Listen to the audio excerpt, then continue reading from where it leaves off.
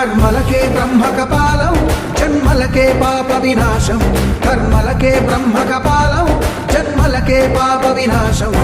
వ్యాసం ఇతిహాసం ఆ వ్యాసుడు ప్రవచించంగా ఖండం గణపతిదై కురు చరితము విరచించంగా